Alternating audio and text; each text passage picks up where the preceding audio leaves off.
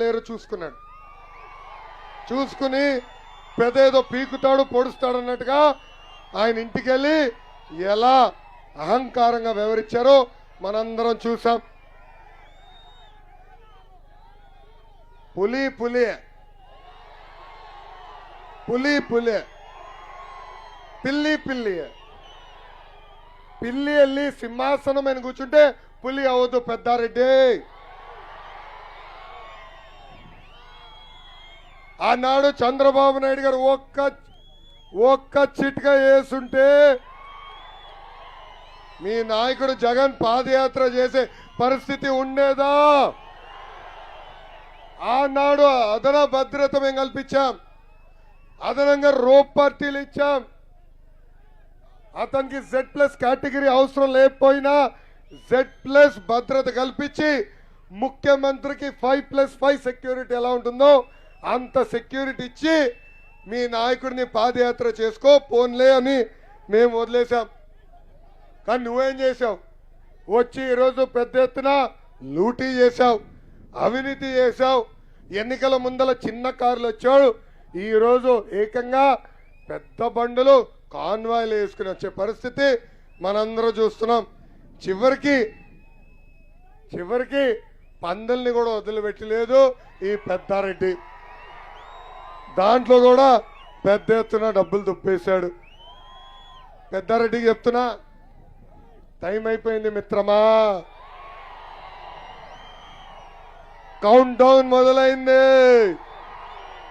2 నెలల్లో తెలుగుదేశం, జనసేన, భారతీయ జనతా ప్రభుత్వం రాబోతుంది. అన్ని ఎంక్వైరీ చేస్తా,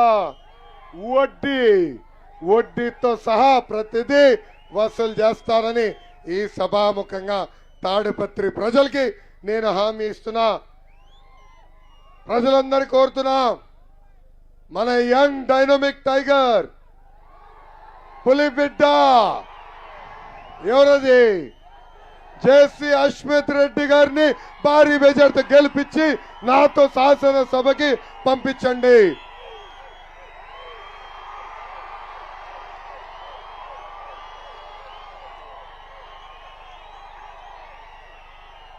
నేను ఇచ్చే హామీలు మేమిద్దరం నిలబెట్టుకుంటాం. మొదటి, పెండగల్లు ప్రాజెక్ట్ పెండింగ్ వర్క్లని పూర్తి చేస్తాం. మూసిపోయిన ప్రతి గ్రనైట్ ఫ్యాక్టరీకి ఇన్సెంటివ్స్ ఇచ్చి తెరిపించే బాధ్యత మేము తీసుకుంటాం. ఒకప్పుడు 1300 ఫ్యాక్టరీలు ఉండేది, దాంట్లో ఇప్పుడు దాదాపు 80% మూతపడే పరిస్థితి. కరెంటు ఛార్జీలు పెంచారు. అక్కడ పెద్ద పిల్లి ట్యాక్స్ వేస్తే ఇక్కడ చిన్న పిల్లి మియావని ట్యాక్స్ వేస్తాడు, వేధిస్తాడు. అందుకే మీరు ఇబ్బంది పడుతున్నారు. మూసేసిన ఫ్యాక్టరీలన్నీ తెరిపించే బాధ్యత మేము తీసుకుంటాం. చేనేత సోదరులు కూడా అనేక ఇబ్బందులు ఎదుర్కొంటున్నారు. నాకు తెలుసు, నా మంగళగిరి నియోజకవర్గంలో కూడా చేనేత సోదరులు ఎక్కువ శాతం మంది ఉన్నారు. నేను అక్కడ టాటా వాళ్ళతో ఒప్పందం కుదుర్చుకుని వీవర్శాల ఏర్పాటు చేశా. చేనేత సోదరుల ఆదాయం రెట్టింపు చేశా. అదే ప్రాజెక్ట్ తాడిపత్రికి తీసుకొచ్చే బాధ్యత నేను తీసుకుంటా. గతంలో యాన్ సబ్సిడీ వచ్చేది,